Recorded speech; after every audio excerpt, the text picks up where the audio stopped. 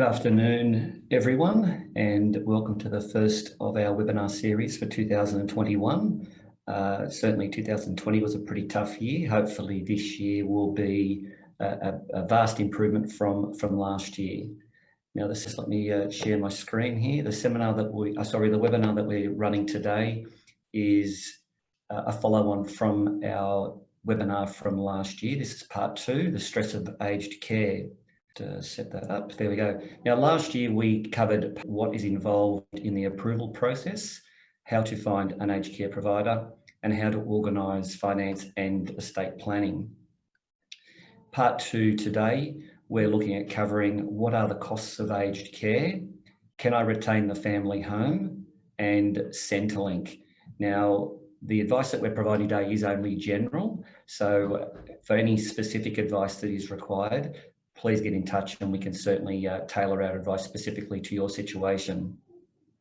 So let's continue. Before I go into those 3 parts, I thought I'd just go over the effect of aged care. Now, aged care covers a lot of things. It's not just someone requiring a transition into an aged care facility. Running through the effects that it can have, we have tax planning, moving into care, obviously there's costs involved and so forth, and accommodation costs. And in a lot of cases, there's assets that do need to be sold down. And for those clients that have had or held investments for many years, there could be some capital gains tax issues that relate to any sale of assets. So it's important to have a look at the tax side of things. Now, from an estate planning perspective, we did cover that last year in part 1, but certainly very, very critical to have the estate planning in order, the wills, and very specifically the powers of attorney. Very important to be able to make financial decisions and decisions around the persons or the family members move into care. And likewise, there's also at the time potentially some really attractive advantages when reviewing the estate planning for a couple, and particularly with one moving into care. So there's certainly some really fantastic financial opportunities in reviewing estate planning and distribution of assets at that point in time. Now, the ongoing aged care costs we will cover in a later slide, but needless to say, obviously there's costs involved. And likewise with age pension, moving into care quite often involves a sale of assets or a sale of some asset to move into care, and that sale of asset has an effect on age pension. So those that are receiving age pension can sometimes get an uplift of pension, and those that are self-funded retirees can sometimes sneak onto a small part of an age pension if they're involved as a member of a couple and one of the family members moves into care. Now, are you able to retain the family home or do you have to sell it? Again, we'll cover that in a little bit more detail further on, but certainly that's a really big decision and not one to be rushed into. Your accommodation payment options, like moving into any new accommodation, whether it be a unit, a home, a retirement village, etc., there are costs involved. And also transitioning into aged care, there is an accommodation cost involved, and that'll be covered in the ongoing aged care costs section. And quite often there is a change to assets and liabilities. There's restructuring involved. There's also opportunities to look at different types of investments that are attractive in this environment for Centrelink and also for cash flow. So it covers a lot of areas there, and it's quite complex. So making rash decisions is certainly not recommended, and certainly taking a bit of time to review all of those is quite important. And when we look at the costs of moving into residential aged care, there is always a cost to move into care. The only person perhaps that would not pay anything is someone that's on a full age pension now and has no other assets available. That is free of charge. But generally speaking, anyone as a member of a couple that's assessed at having more than $171,000 worth of assets is going to be classified as a high means resident. Now, as a high means resident, they will have to pay accommodation costs to move into care. Now, on the My Aged Care website, all aged care facilities are listed within that website, and their accommodation costs are included in there.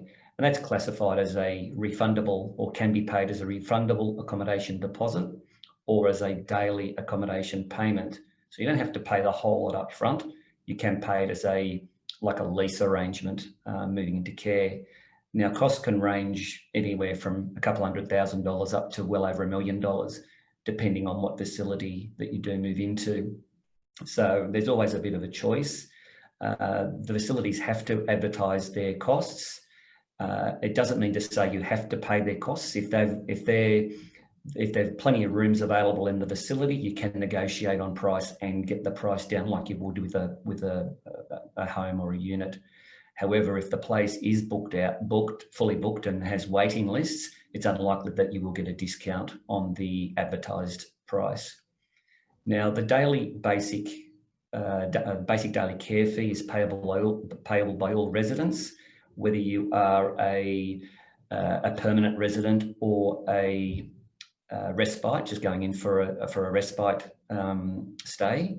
Now that is $52.25 per day, so it's just under $20,000 per annum that you will have to pay. Now everyone pays that, and that's set at 85% of the age pension, which leaves a little bit of money left over then for niceties in the facility. Your means tested care fee is generally payable by residents that are not quite getting the full age pension. So if you're on the full age pension, it's unlikely you'll pay a significant means tested care fee. However, if you're a self-funded retiree, or if you are missing out on a small level of pension, it's likely that you will co-contribute to your care. Now, the annual cap on that is $28,000 with a lifetime limit cap of $67,000. So if you move in for a number of years and you're eligible, or that you do have to pay the $28,000 cap, after that amount reaches $67,000, that means tested care fee will be set back to zero, and the only fee you'll be paying is the daily care fee, which is your $52 a day. Now, the only other fee that would be payable is the additional service or extra services fee. That fee is really for the niceties, the luxuries of facilities. Not all facilities offer the extra services, but those that do, if you've got the means, can certainly make the stay a lot more attractive. Now, moving on, can I retain the family home? Now, there is a slightly different assessment. If a protected person, i.e. a spouse, remains in the family home, then it is exempt from assessment both for Centrelink and for aged care.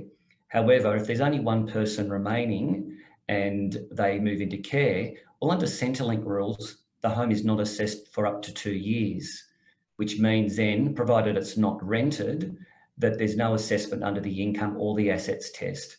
If it is rented, then the income is assessed under the assets test, and that would affect the level of Centrelink benefit you get. Now, where it does come into play significantly is after 2 years, the house then is assessed as an asset and the member assessed as a non-homeowner, and that does have quite significant implications for the level of Centrelink benefit. Now, under aged care, it is exempt.